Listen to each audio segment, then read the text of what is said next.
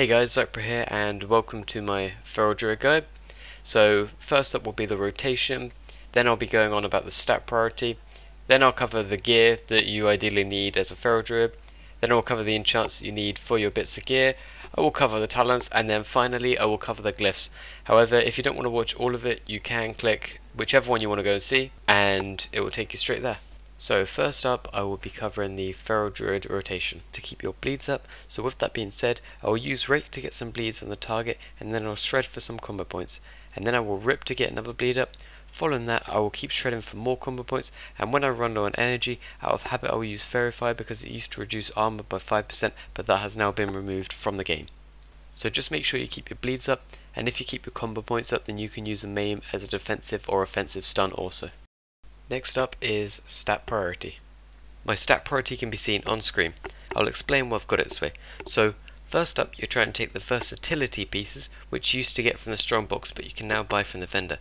This is because versatility increases the damage and healing you do and decreases the damage you take. But make sure you get some mastery gear, as our bleeds do help out a lot as well. Then I take crit, because obviously getting a nice crit is helpful, and with the increased damage from versatility you can quite often get a nice big ferocious bite. If you line it up with your Tiger's Fury as well, it can be the difference between a kill. I've put haste next because the more haste you've got, the faster your energy will regenerate. The faster it regenerates, the more abilities you can use.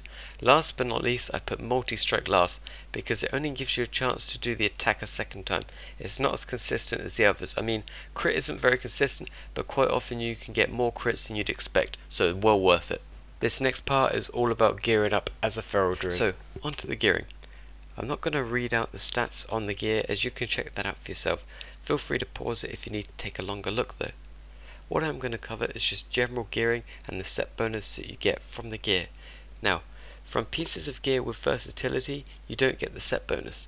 So you have to weigh up what set bonus you're able to do without and the set bonus you aren't able to do without.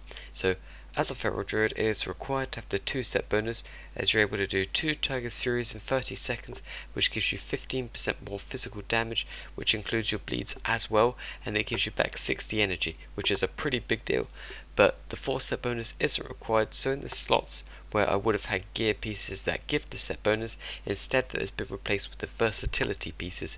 Copy of my gear is okay, but if you'd like to do it for yourself, just remember to keep the stat priority in mind when buying your pieces of gear. So if you follow my guidelines to gearing, you can expect to have around 21% crit, 9% haste, 73% mastery, 3% multi-strike, and with this gear, in the majority of skirmishes and arenas I've played, I've managed to do the most damage, and I've even been able to double some people's damage. Now, damage isn't everything, but I said it because it just goes to show how much gear really helps in arena, and getting the right gear is really important. If you go by the stat priority from earlier on in the video, then you'll be able to get the right kind of gear, and you'll also be able to pump out a lot of damage. Gear in the current state of the game is really important. I can't stress that enough. So go by the stat priority and you'll get the right kind of gear, and you'll be pumping out damage in no time. I'm also going to put a link to my armoury in the description, so should you wish to go there and copy my gear, my stats, my enchants, everything, there's talents and glyphs there as well.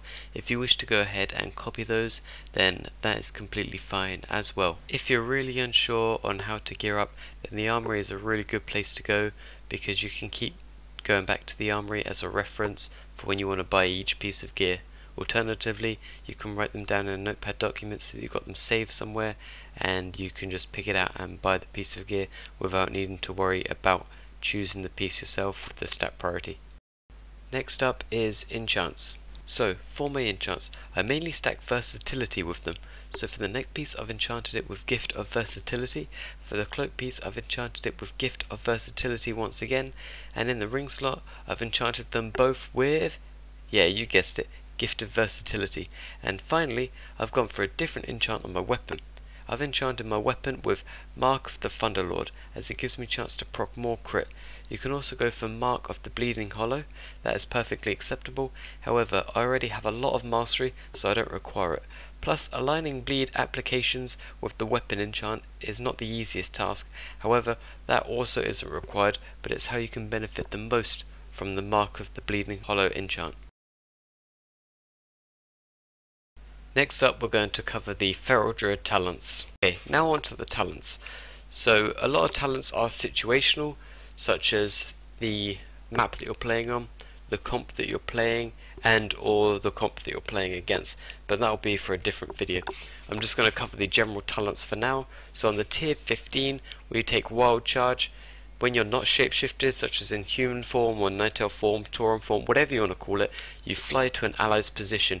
In bear form, you charge to an enemy, immobilizing them for 4 seconds, which basically just roots them for 4 seconds. Then you got cat form, you can leap behind the enemy, dazing them for 3 seconds. That basically just means that you slow them for those 3 seconds. Travel form, you leap forward 20 yards, and aquatic form, you increase swim speed by an additional 150% for 5 seconds. On the tier 30 talent, you've got Ysera's Gift, which heals you for 4% of your maximum health every 5 seconds. But if you're at full health, you will heal one of your teammates, your most injured teammate, instead. So it's like the warrior's second wind, but a bit better. On the tier 45, we go for Typhoon, which basically just means you can knock back an enemy. So if a warrior charges you, you can knock him back. Or if someone's casting a spell that you don't want them to get off, then you can also knock them back to cancel that cast. So it's a nice talent to take on the tier 45. Onto the tier 60, we've got Incarnation, King of the Jungle. That's the improved cat form, where you got that cool armor, and it basically allows you to use your abilities as if you were in stealth. So the rake will give the extra stuns that you can use, and you can use shred, you get your bonus damage as if you were in stealth, and you can also use prowl, providing there's nothing that stops you from using your stealth ability. And at the moment, Incarnation is a ridiculously strong talent. It's 100% to go. It's like 100% you need to go for it on the tier 61, as it's so ridiculous right now. So onto the tier 75 talent, you've got Mighty Bash, which stuns the target for 5 seconds. You can use it in all forms, pretty good. Then on the tier 90 talent, we go for Nature's Vigil, and for 30 seconds all your single target healing and damage spells and abilities heal a nearby friendly target based on the amount done. 20% heals and 40% for damage. So basically, if you put it in your burst macro and you're dealing a ton of damage into this enemy, it's healing your teammates, it's healing your most injured teammate. In fact, no, it's healing both teammates, sorry, for 40% of the damage that you're doing. So 40% of the damage that you do into the enemy will heal your friendlies. That's pretty good, right? And it's only on a 1.5 minute cooldown, so it's definitely a good talent to go for. And at the tier 100, there's Claws of Chivalry. Now it's pretty much 100% need to go for, because you can use spells while you're in your cat forms. You don't need to come out of cat form. And it increases your versatility by 5%. Now, earlier in the video, if you watched that bit, if you didn't skip to this bit, then I said that versatility was one of the top, if not the top, secondary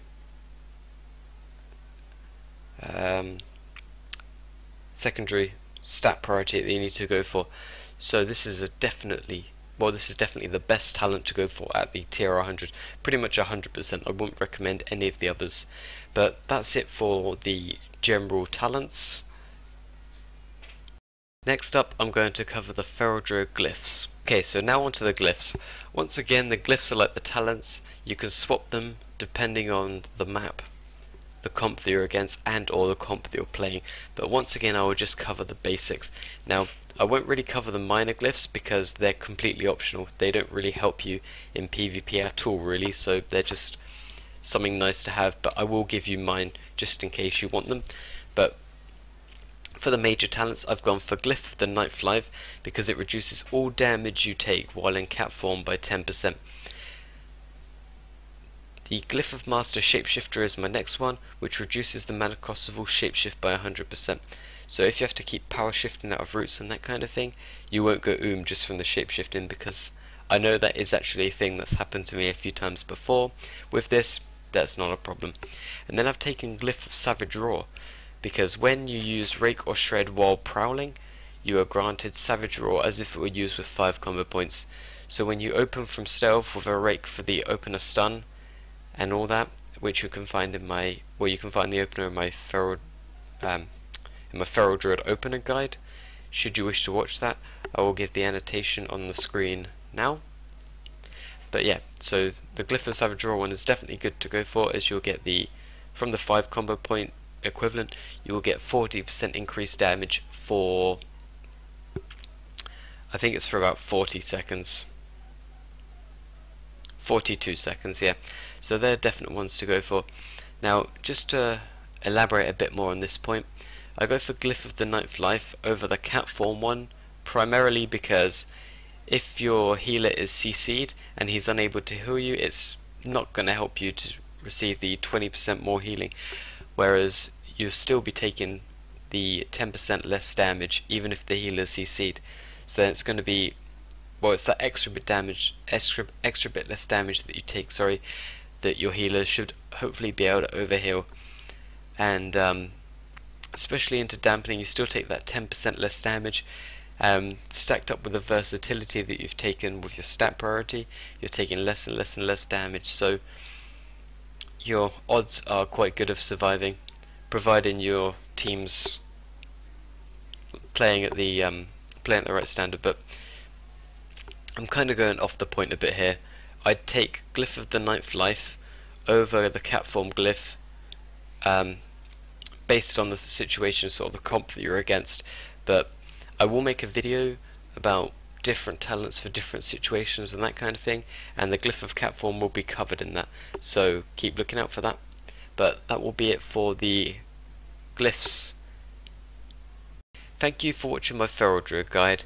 Now, just to recap, we've covered the Feral Druid rotation, the stat priority for a Feral Druid, we've covered the gear for a Feral Druid as well, we've covered the enchants that you're going to need, we've covered the talents that you're going to need also, and we've also covered the glyphs. So now you're ready to go out and own some noobs in PvP. So once again, thank you for watching, and I will see you in the next video. Take care and bye for now.